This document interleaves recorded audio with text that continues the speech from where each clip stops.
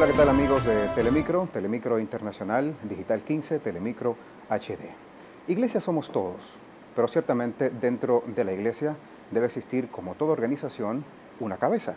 Y qué bueno que contamos con la presencia entre nosotros del máximo representante de la Iglesia Católica en República Dominicana, Su Eminencia Reverendísima Cardenal López Rodríguez, a quien me enorgullece mucho, de paso, ser su amigo. Gracias por recibir las cámaras de Telemicro, Su Eminencia. Por la presentación y por tu amistad que ya se prolonga por varios años, ¿no? Su Eminencia, antes quiero agradecer, acá tengo este fascinante libro que usted me obsequió, lo he querido traer para esta entrevista, para este coloquio junto a usted. La infancia de Jesús, escrito por el cardenal Ratzinger, Benedicto XVI. Me impactó mucho y de hecho se lo he cedido a otros amigos y la misma impresión es la que yo de igual manera pude obtener. Conviene un poco la historia de este libro, ¿no? Porque él escribió un libro sobre Jesús de Nazaret, y los otros volúmenes son grandes, y dejó la infancia para el último volumen. Efectivamente, pues sabemos que Benedicto es un hombre muy eminente en teología, en Sagrada Escritura, tiene mucho que enseñar. Y entonces, pues nada, él quiso que este libro fuera la última parte de su libro sobre Jesús de Nazaret, ¿no?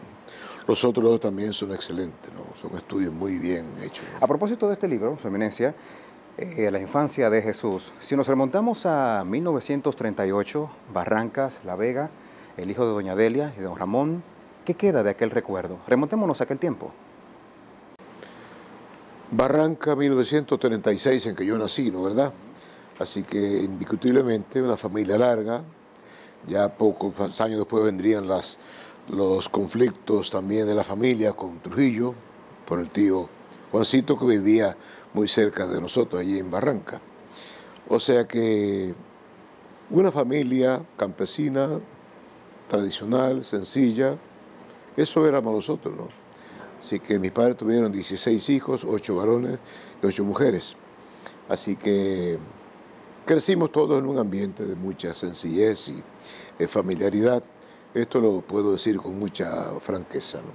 O sea que me siento un campesino nato, neto y nítido. Así que, usted sabe que a lo largo del tiempo que ya tenemos conociéndonos y esta amistad tan bonita, siempre le escucho hablar de su madre con mucha pasión, con mucha entrega y con mucho agradecimiento. ¿Qué podríamos decir de repente en el marco de esa combinación entre lo humano y lo espiritual? ¿Qué tan importante fue la presencia de su madre en su propia vida?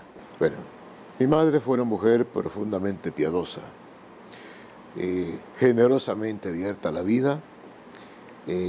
Repito, después que ya vino la situación política, ella era sobrina carnal de Juancito Rodríguez. Y esto pues obviamente le trajo dificultades ya, también incluso con sus hijos jóvenes, que estaban en principio del liceo, pues en la universidad. Pero en fin, ella manejó siempre eso con una gran cautela, con mucha oración, porque entendía que el Señor pues la debía ayudar mucho en ese proceso tan difícil, como era tener ya varios hijos en el bachillerato, el Liceo de La Vega y después en la universidad. Es decir, que mamá fue siempre una mujer de fe. Eso fue lo que nos enseñó y lo que nos testimonió hasta su muerte, ¿no? Así que puedo decir francamente que ella la sostuvo siempre en sus dificultades y en esas adversidades políticas, fundamentalmente la fe. Hablemos de su ingreso al seminario, quizás también haciendo un análisis de cómo fueron aquellos inicios de su fortaleza en la fe, porque usted es un hombre de fe, usted es un hombre muy marcado por... No, indiscutiblemente que cuando uno tiene una familia, una madre, un padre, que eran personas de fe auténtica. Aparte de eso estaba la relación de mi padre, que había sido discípulo, cuando niño, del padre Fantino. Él fundó un colegio donde estaba hoy, el Colegio Inmaculada Concepción en La Vega. El padre Fantino, a principios del siglo XX, él fundó un colegio ahí en La Vega, colegio, fue el San Sebastián, fue en el Santo Cerro. Así que papá fue uno de sus primeros alumnos y mi tío Pablo también. O sea que mi abuelo, pues obviamente conocía al padre Fantino y esto llevó a la familia una relación cercana con él. Cuando yo nací con un pequeño problema en la cabeza, pues no había cerrado bien el cráneo. Mamá me llevó al Santo Cerro, el padre Fantino me hizo un ofrecimiento, una presentación a la Virgen de la Mercedes, ¿no? Es decir, que nuestra familia pues creció en un ambiente religioso, comenzando sobre todo por los abuelos paternos. Los maternos vivían más bien en Moca, así que lo tratamos menos, aunque yo iba de pequeño también a casa de mi abuelo, don Alcedo Rodríguez, ¿no? Por consiguiente, en ese clima de fe, de religiosidad, pues pudo despertar en mí la vocación también sacerdotal. Yo estaba estudiando en La Vega, en sexto, séptimo y todo curso. A los 10 años hice mi primera comunión allí en el Colegio Inmaculada, donde estudiaron todas mis hermanas y mis primas hermanas. Bien, o sea que a los 14 años de edad decidí ingresar al seminario. Habíamos tenido una pequeña, no discusión, pero en fin, yo quería irme al seminario. Entonces alguien de la familia pensó que no debía ingresar al seminario a esa edad, sino que hiciera primero el bachillerato en La Vega, en el liceo, donde mis hermanos habían sido brillantes estudiantes. ¿Y quién le motivó? ¿Quién le incentiva? ¿Quién le incentiva? ¿Quién le motiva entonces a, digamos, que a dar ese Yo paso? decidí. Usted mismo. Mamá me dijo, mira, es mejor que haga tu, pues no por ella, sino que esa persona que merecía alguna consideración en la familia, había dicho que no era bueno que ingresara al seminario antes de hacer el bachillerato. Pero contó siempre con el apoyo de su familia para el ingreso al seminario. Por supuesto que sí, ¿no? Así que yo estuve en el liceo una semana y le dije a mi mamá, me voy para el seminario. Entonces ella dijo, no, ya déjelo tranquilo, haga lo que él quiera. Yo estaba muy convencido de lo que yo quería hacer. Llegué al seminario casi con 2 meses de retraso. Y cursa estudios filosóficos y teológicos, y de paso usted se ordena muy joven, 25 años tan solo. 24, todavía no he cumplido los 25 años. Así que, indiscutiblemente, yo en el seminario hice 2 bachilleratos, y que los reconocí el Ministerio de Educación. Bachillerato en Filosofía y Letras y también Ciencias Físicas y Naturales. O sea que tuvimos los primeros 4 años fueron de Humanidades, estudio de latín, español, griego, y por supuesto historia, y después pasamos a una segunda etapa de estudios filosóficos. Eran 4 años primero, 3 años de filosofía y 4 años de teología, Sagrada Escritura, Derecho Canónico, estas ya ciencias más propias de la carrera nuestra sacerdotal. Se ordena de sacerdote en 1961, 61. Con apenas 24 para 25 años, y desarrolla ahí un interesantísimo plan pastoral en La Vega, ¿no? Muy de la mano con la familia y la juventud, 2 pilares importantes hoy dentro de la sociedad. ¿Qué opinión le amerita esas 2 partes importantes dentro del engranaje social? Yo, de hecho, puedo decir que familia y juventud para mí han sido 2 campos predilectos en mi apostolado. Debería añadir otros 2 que fueron los primeros que yo tuve que hacer en La Vega, capellán de la cárcel y capellán del hospital. Así que llevaba más cosas con mucho cariño. De verdad, gracias a unos laicos que me ayudaban, sobre todo en la cárcel, había unas cuantas señoras que eran monumentos de dignidad y apostolado, ¿no? Pero volviendo al tema familia y juventud, primero a la familia la amo porque pertenezco a una gran familia numerosa, profundamente cristiana. Me tocó asesorar también una serie de recién ordenados, equipos de matrimonios que eran un grupo interdisciplinar, Movimiento Familiar Cristiano. Ahí estaba un grupo de médicos, psiquiatras, psicoterapeutas, igualmente había también abogados, distintas profesiones, ¿no? Y en eso pues nos encontrábamos estos grupos de parejas con cierta regularidad cada varias semanas, ¿no? Bueno, o sea que esto pues me dio también una apertura grande para el trato con la familia, ¿no? Simultáneamente también estaba dando clases en el colegio. En el colegio, ahí estuve 15 años dando clases. Colaboraba también, aunque no en clases, sino en reuniones y en orientación, en el mismo liceo también. Muchas veces me invitaban. La escuela en que yo había estudiado, la García Godoy, me invitaban también de vez en cuando. Así que el Santo Cerro, el liceo que tiene las hermanas Mercedes allá. O sea que he podido también tratar mucho a la juventud. Y sigo muy vinculado a la gente joven en mi ministerio ahora episcopal. Allá le llamaban el Padre López. El Padre López, sí. López. No muy lejano de haberse ordenado sacerdote en 1961, parte digamos que rápidamente, a los 2 años, hacia A Roma. estudiar a Roma, sí. Así estuve ya estudiando. Era una combinación de estudio con conocimiento del mundo empresarial obrero en Alemania. O sea que ellos financiaban nuestros estudios en Roma, pero teníamos que ir a Alemania los 2 años a pasar allí varias semanas visitando todas estas grandes empresas que son conocidas por acá, la Volkswagen, la Magirus Deutz, Siemens, todas estas grandes empresas, para que se viera cómo se organizaba. Y de verdad que nos quedó impresionado, ¿no? Aquella cantidad de obreros, unos salones inmensos que eran los comedores de aquellos, y ahí teníamos nosotros que compartir con ellos y conocer su vida y cómo manejaban también la empresa. Idiosincrasia. Mire, una cosa que me llama la atención es que dentro de esos estudios que usted desarrolló allá en Roma, hizo un diplomado en sociología pastoral. Y eso me mueve a mí a preguntarle, esta desintegración social que hoy vemos a diario y sobre todo la manera en cómo los feminicidios están a la orden del día, la desintegración familiar, cada uno de esos puntos importantes dentro de lo que es el engranaje familia, concepto familia, sociedad, es importante también un análisis exhaustivo para ver cuál es la problemática, la intrínculis de la situación. Yo creo, Alex, que hay muchas causas aquí, o con causas, ¿no? Indiscutiblemente que hemos tenido un deterioro progresivo en la sociedad dominicana. Y por otro lado, está el hecho de que fruto de ese mismo deterioro, pues hay mucha gente que nace en hogares destruidos o nunca tuvieron hogar. O sea, que fueron fruto de cualquier unión esporádica de un hombre con una mujer, pero no ha habido un ambiente que los haya acogido, ¿no? Otros sí nacieron en un hogar, pero ese hogar se desintegró y nada, pues estos muchachos han ido creciendo de cualquier manera. Por consiguiente, yo creo que lo que tenemos hoy día es fruto de un conjunto de causas. Indiscutiblemente, una es, no se puede negar, la carencia de familia. Un muchacho que se cría por su cuenta, dando vueltas en la calle, sin un padre, una madre, una abuela, una tía que lo acoja, pues indiscutiblemente que ese muchacho está expuesto a todas las perversiones posibles.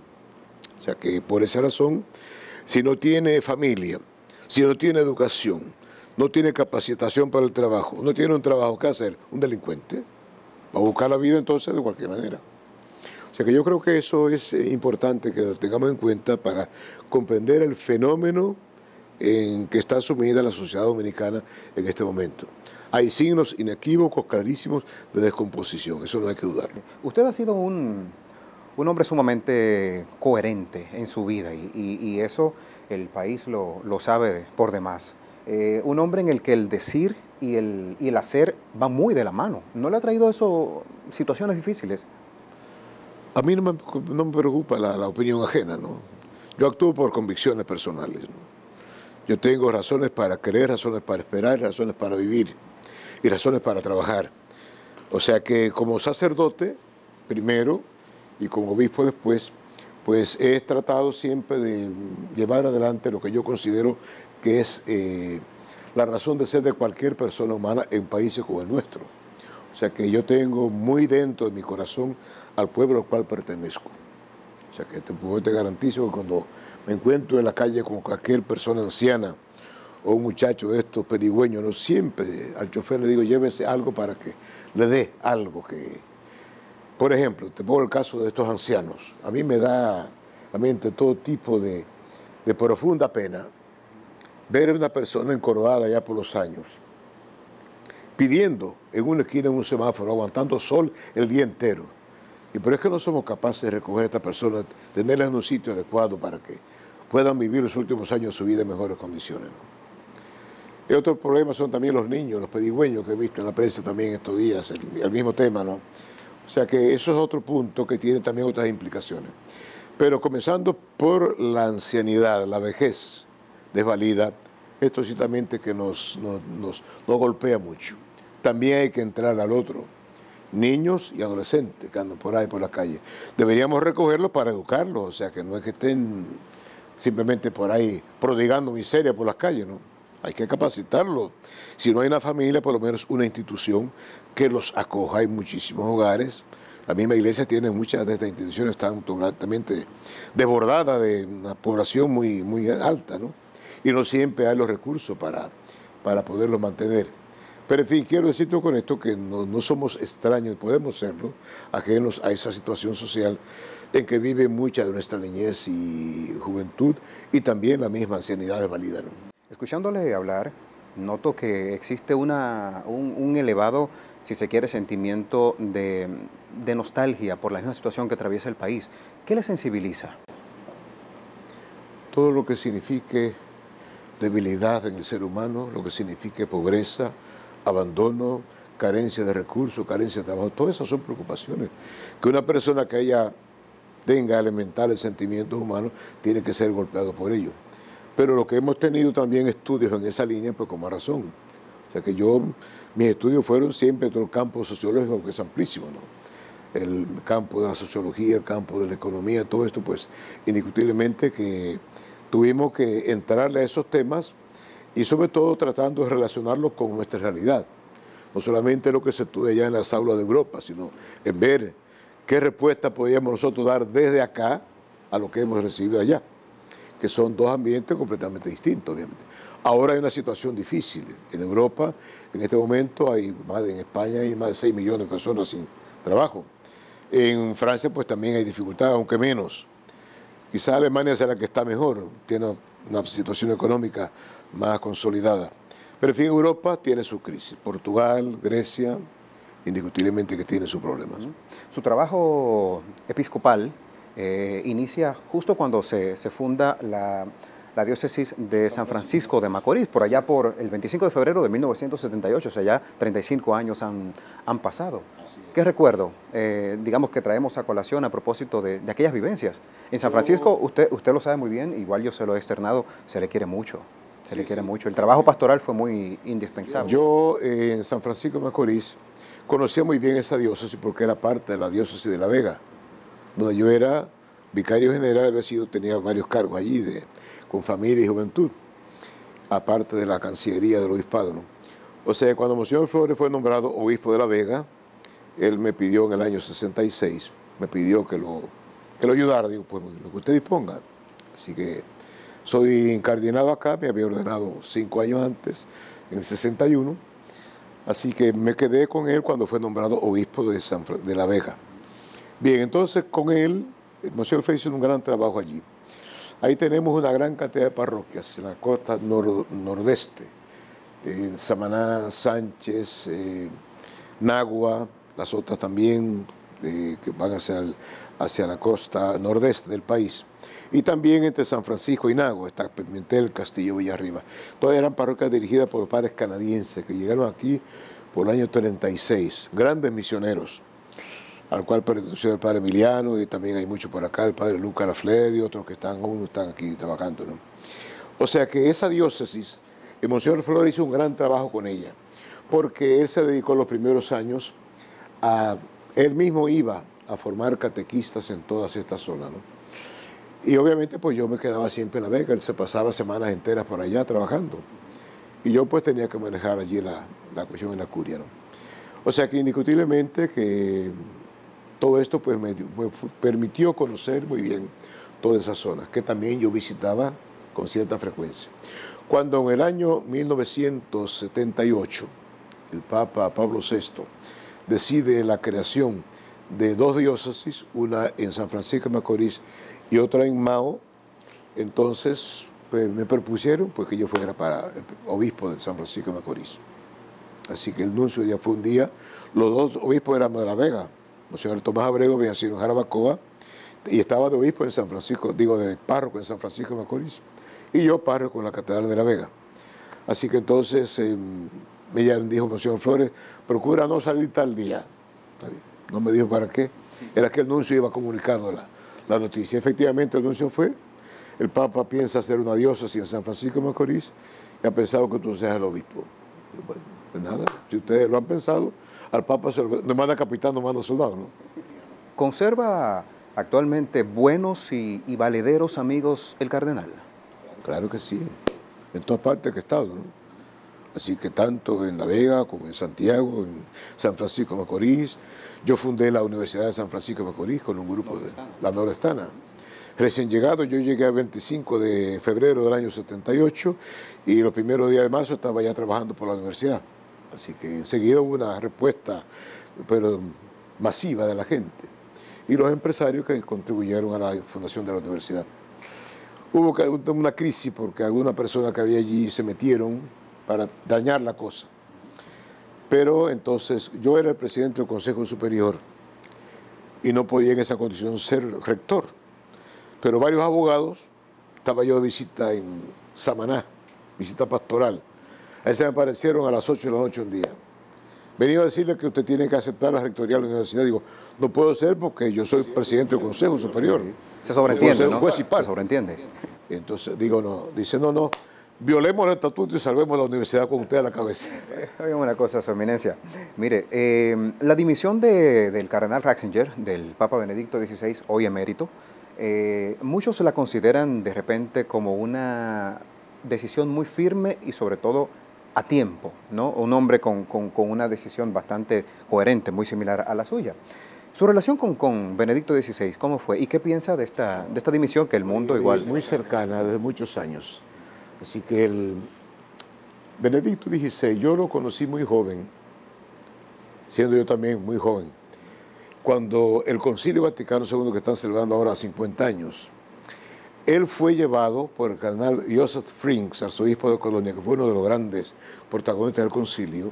Él fue muy joven, recién ordenado sacerdote, llegaría a unos 28, 39 años. El cardenal Frings lo llevó entonces como su consultor. ¿Quién sería este teólogo? Para que un cardenal de la talla de Joseph Frings pues lo llevara como su consultor o su asesor. Por consiguiente, yo creo que se tiene que reconocer que cuando estaba Ratzinger en ese momento ahí, pues indiscutiblemente que estábamos contra una figura que traería después grandes glorias para la misma iglesia alemana. O sea que él, junto con otros alemanes, estoy mencionado a Rahner también, mismo Hans Küng, que nunca fue muy amigo porque eran discrepantes en la forma teológica de hacer teología, ¿no? Pero indiscutiblemente que Ratzinger fue un hombre de la gran capacidad. ¿Cómo asumió usted la dimisión? Lo entendí, yo lo vi la última vez en diciembre 12. Teníamos en Roma un congreso sobre la Virgen de Guadalupe y teníamos en la Basílica de San Pedro una misa, los cardenales, en fin, el mismo sacerdote, un hombre muy brillante, que él dirigió el congreso sobre la Virgen de Guadalupe, la parte histórica, la parte religiosa y la parte científica, que es lo que menos se conoce. Ahí han estado muchos astrónomos. En el manto de la Virgen de Guadalupe están todas las constelaciones y las estrellas, una cosa muy interesante. Entonces ellos han hecho sus aportes, estos astrónomos, mejor dicho. Entonces el Papa no fue a esta misa. Al final lo llevaron en un carrito, porque ya no podía caminar. O sea que su decisión ha sido, la gente que no sabe lo que está hablando, le gusta criticar. A un hombre con esta edad ya, con estas limitaciones, es un peso grande que tiene encima, ¿no? Yo entiendo que para mí fue un gesto de coraje en primer lugar, de renunciar, y también de humildad. Aunque él tiene su cabeza muy bien puesta, pero indiscutiblemente que ya no le responden las fuerzas. Y de hecho lo hemos visto después que renunció, después que pasó esas semanas allí en Castel Gandolfo, ¿no? Ya es otro hombre completamente gastado, ¿no? Ya no, se le ve muy limitado, encorvado, o sea que ya tenía la iglesia con 1.200 millones de personas en el mundo entero, no puede estar, digamos, siendo dirigida por una persona que no se sienta con la fuerza. Ya una decisión oportuna, ¿no? Sí, oportuna. Mire, continuando con el tema pontificio, a usted también se le unía de forma cercana con Karol Wojtyła, con Juan Pablo II. De hecho, vino a la República Dominicana en 3 ocasiones, ¿no? Y hoy día, ya es beato y está camino hacia la santidad, ¿no? Canonizado. Sí, Juan Pablo II tuvo conmigo muchos gestos de aprecio, ¿no? O sea que él fue quien me nombró arzobispo de Santo Domingo en el 81. Él fue elegido papa precisamente en el año 1978, ¿no? 3 años después, cuando el cardenal Vera renunció, el cardenal llegó a Roma el mismo día que el papa fue baleado, 13 de mayo del 81. Así que no pudo ver al papa, obviamente, por la situación esta. Así que varias semanas después, cuando el cardenal Casaroli, el secretario de Estado, ya pudo recibir al cardenal, entonces él entregó su carta motivando su renuncia que cumplía los 75 años en noviembre 16. Y efectivamente, pues nada, el Papa le dijo que sí, que él motivaba la carta, su renuncia, que él aceptaba la renuncia. Llevaba ya del año 45, llevaba ya como obispo coautor de Monseñor Pitini, que fue el arzobispo anterior a él. Salesiano, ¿no? Salesiano, es decir, el que fundó los salesianos acá. Pues bien, o sea que me llamaron, el nuncio, yo estaba por las lomas de Villarriba, siendo obispo de San Francisco, una visita pastoral, tenía que programar ya en ese mes 32 comunidades, una por día. Entonces me llaman que el nuncio quiere verme. Habíamos sido consultados, cuando el Papa aceptó la renuncia al cardenal Veras, todos los obispos, que éramos 12 en ese momento. Yo era de los 12, el más joven, el último en ser ordenado obispo. Así que podía, con toda razón, pensar que ese nombramiento no me correspondía a mí, por razones obvias.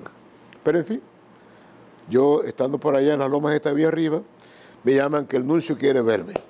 Bajé, digo, nuncio, ¿qué quiere usted conmigo? Dice, nada, que el Papa te nombra a su obispo de Santo Domingo. Así, o sea que ya esto está decidido, no hay más que entonces que arrear. Dice, bueno, tengo una visita pastoral que durará un mes. Dice, no, suspende todo ya. Prepara tu traslado para Santo Domingo. Y usted se debe a la obediencia, ¿no? Usted se debe a la obediencia. Claro que sí, por supuesto, no es asunto. Una vez que el Papa toma una decisión, ¿qué vamos a hacer? Simplemente, pues, donde manda capitán, no manda soldado. Acatar. Acatar. Así que por esa razón estoy aquí, del año 1981. Usted mencionó el atentado que en aquel tiempo, en el 78, ¿no? El 81 tuvo un atentado el 13 de mayo, sí, para la Virgen de Fátima, efectivamente, el Papa Juan Pablo II. A propósito de eso, ¿qué tan importante es la acción y qué tanto causa en sí el efecto perdonar? Juan Pablo II es un gigante, ¿no? Indiscutiblemente. Eso hay que reconocerlo. O sea que el hecho de que él quisiera ir a la cárcel a perdonarlo, contra la opinión de mucha gente que no querían que fuera, por razón de seguridad. Este hombre había manifestado unas ideas muy radicales. Parece que había matado otro en Alemania antes de atentar contra el Papa. O sea que para mí un gesto heroico de perdón, a pesar, repito, de la seguridad italiana, que le dijeron, Santo Padre, no debe usted entrar ahí con este hombre, es un terrorista, es un hombre violento. Dice, no, yo quiero entrar, quiero sentarme junto a él y decirle como cristiano, como él no es cristiano, es un musulmán, quiero demostrarle que los cristianos perdonamos a los enemigos. Yo no lo considero mi enemigo, él sabe o considerará que yo soy su enemigo por no ser musulmán. Pero entonces dijo, yo quiero entrar, pues contra todo el mundo, pidió que le pusieran 2 sillas iguales allá para conversar con él. Al terminar viene toda la prensa mundial, que estaban esperando, un acontecimiento de esa envergadura, a ver que el Papa perdona a Ali Aksha. Muy bien. Entonces, ¿qué le responde allí? Santo Padre, ¿de qué habla usted con Ali Aksha? Se lo vio a los periodistas, a todos, camarógrafos. Así que lo que hemos hablado solamente le interesa a Dios, a él y a mí, nada más. Simplemente que sepan que lo he perdonado. Que él sepa, aunque no haya entendido. Después el Papa le pidió al presidente Sandro Pertini de Italia que lo indultara. Y lo indultó. Estaba condenado. Un gran mensaje a la humanidad. A cadena perpetua estaba condenado por un atentado contra un jefe de Estado, ¿no? Entonces, nada, cuando llegó allá a Turquía, acabando con el Papa, ¿no? Entonces, esto es un caso patológico, ¿no? O sea pero no, está el hecho admirable de un perdón heroico. Usted es punto de referencia para muchos temas. O sea, de repente siempre, cuando pongo cualquier noticiario, veo su eminencia, abordando temas los cuales de repente quizás por la misma basta, el cúmulo de experiencia en distintos tópicos, eso le hace, digamos que merecedor de esa distinción, porque es una distinción ser marco de referencia para líder de opinión, es la palabra, líder de opinión. Alex, yo creo que en primer lugar, yo soy un dominicano que amo entrañablemente a mi pueblo. Por lo que dije al comenzar esta entrevista, ¿no? Ver el cúmulo de problemas que nos agobia, a mí siempre me ha preocupado mucho. Y por eso cuando veo que tantas situaciones que deberían ser solucionadas y no ha habido históricamente capacidad para buscar la solución, pues me siento realmente como dominicano preocupado, ¿no? Yo no soy indiferente a la suerte de este país, ¿no? Y por eso, donde quiera que he estado, también he defendido a la gente que desconoce la historia dominicana, lo he defendido con mucha claridad, categóricamente, en foros muy distintos en la misma Europa, ¿no? O sea que hemos hablado, gente que está hablando de historia y sabe lo que está diciendo. Y yo no permito que nadie que ignore mi historia venga a enseñarme la que yo sé muy bien. Así que no, eso, por esa razón hemos tenido, la misma Europa también ha tenido discusiones bastante acaloradas. En ambiente, digo, no, así no.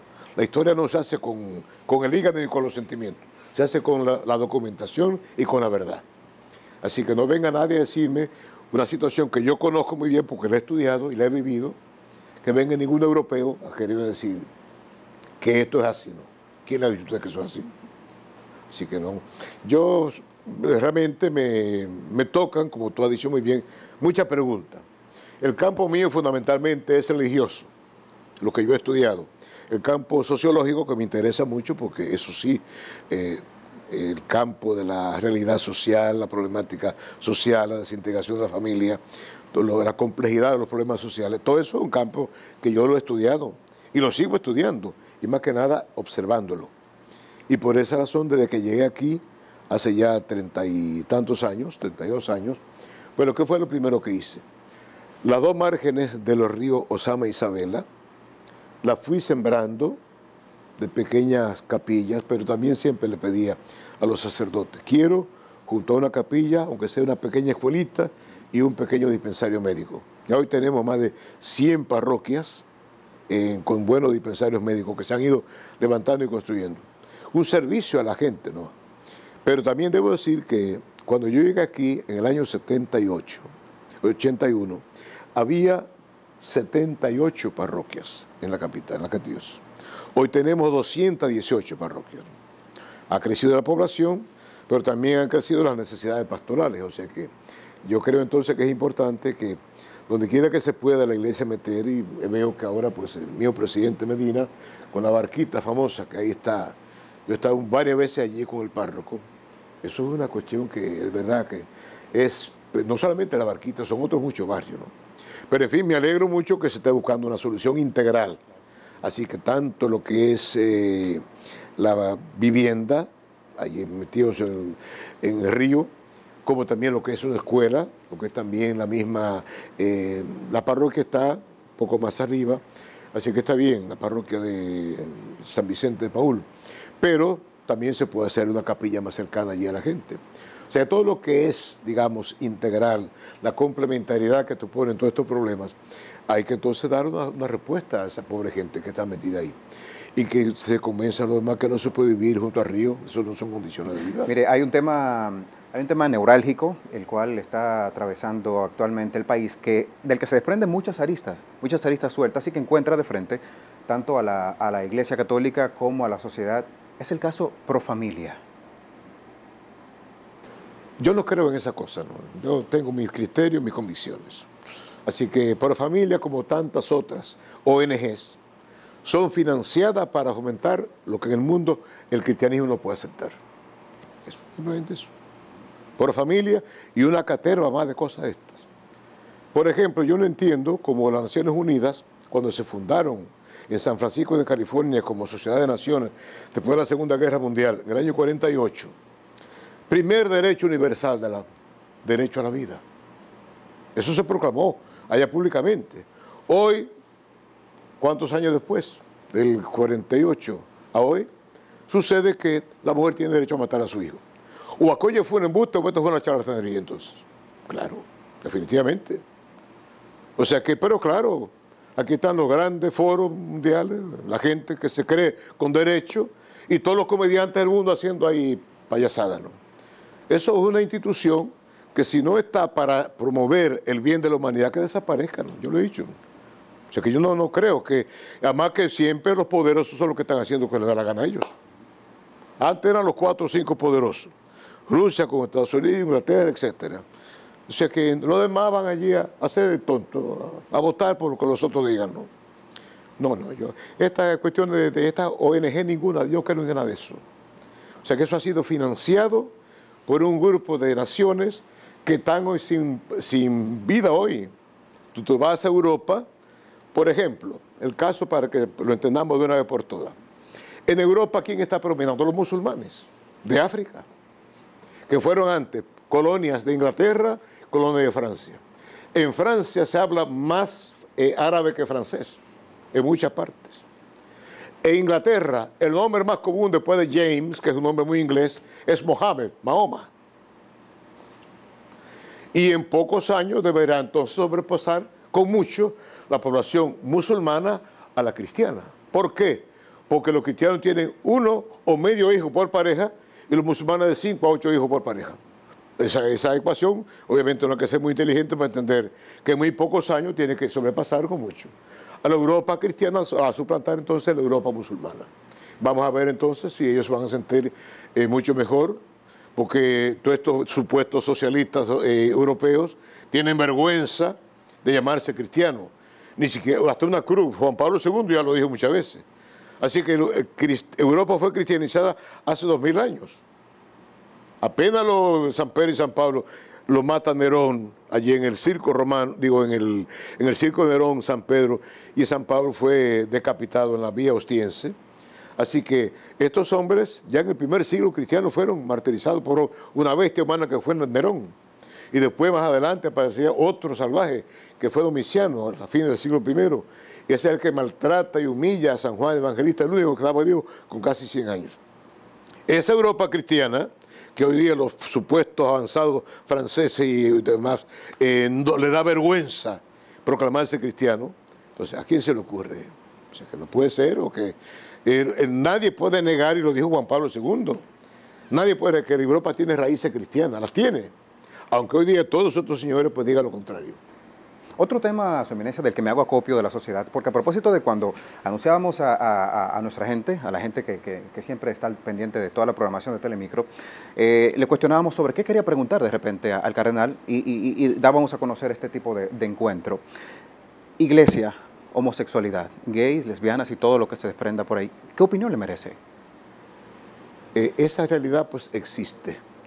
Lo que a mí me avergüenza es que un Estado eleve a categoría de matrimonio lo que es una desviación. ¿Qué opciones ni qué historia? Hay gente que le conecta más los cables en la fábrica, sencillamente. Eso es todo. Dejémonos de tonterías. Así que lo común, lo normal es que haya hombres y mujeres normales y que se casen. Y que aparezca un X número que anda por ahí. Pero eso que viven por su cuenta, esa es mi opinión. No hay que meterse con ellos, déjalo por su cuenta. Pero que un Estado se avergüence, se arrodille a elevar a categoría de matrimonio eso. ¿Quién le dice a usted que 2 hombres se pueden casar? Eso son la sociedad moderna de hoy. El pensamiento débil que habló Juan Pablo II. Esos son los que están en el mundo así. Así que el pensamiento débil que no es capaz de generar una idea que sirva, todos estos grandes estadistas de hoy, que no son de tales estadistas, un montón de mequetrefes que olvidan, obedecen simplemente a las tonterías que están en el mundo diciendo y haciendo. Eso es la verdad. Tenemos que ser honestos. O sea que hoy los políticos del mundo entero, comenzando por Europa y por Estados Unidos, son un montón de comediantes. Son comediantes que están buscando votos de todos estos sectores que andan buscando crecer, ¿no? No creo en nada de eso. O, homosexuales que vivan por su cuenta como les parezca a ellos, pero 0 matrimonio. Y además se está viendo claramente que en Estados Unidos, que no hay una ley federal, hay leyes estatales. Muchos de los niños adoptados hace ya 12 o 13 años, que son muy jovencitos, ya adolescentes, ¿no? Vayan ustedes a ver las entrevistas, las encuestas que se han hecho. Adoptados por homosexuales. Sí, adoptados por homosexuales. O sea que estos muchachos tienen problemas de identidad. problemas de seguridad, los tienen desesperados en las escuelas. ¿Cómo es eso tener dos papás o dos mamás? O sea que eso no es normal, o sea que eso es... Sin embargo, el mundo de hoy es un mundo, el pensamiento este débil de que tanto habló Juan Pablo II, eso es lo que necesita. No son capaces de generar más que eso. Usted va a buscar las grandes ideas que tuvieron los grandes hombres y mujeres en otras épocas. ¿Qué va? No. Mire, para ir finalizando y apaciguar las aguas y esbozar sonrisas, usted era fiel seguidor de Mario Moreno Cantinflas, este famosísimo actor mexicano. Tengo una colección de películas de Mario Cantinflas y disfruto muchísimo a Cantinflas, indiscutiblemente. Un mensaje, por último, a toda la sociedad. Pues nada, así que quiero simplemente pues, agradecer a Telemicro la gentileza de venir aquí a mi oficina para, con estos caballeros, 5 caballeros, 6 que están aquí, ¿no? Agradecerle muchísimo su presencia en mi oficina y, por supuesto, a Telemicro la gentileza de transmitir por sus ondas esta entrevista, que ojalá que llegue a mucha gente. ¿Cómo no? Me alegro muchísimo de haber estado con ustedes. A mí me ha alegrado mucho volver a reencontrarme junto a usted. A través de Telemicro, pues, doy una cordial bendición a todas las personas que nos están siguiendo. Muchísimas gracias. Gracias, Su Eminencia. Muy bien. Agradecemos al cardenal López Rodríguez por habernos acompañado en este acercamiento cara a cara y por abrirnos las puertas precisamente de su oficina, de su corazón, para conocer al hombre que se encierra detrás del hábito, para conocer ese gran ser humano que hoy día es el máximo representante de nuestra Iglesia Católica. Hasta un próximo encuentro, donde nos estaremos viendo para compartir nuevas informaciones a través de Telemicro.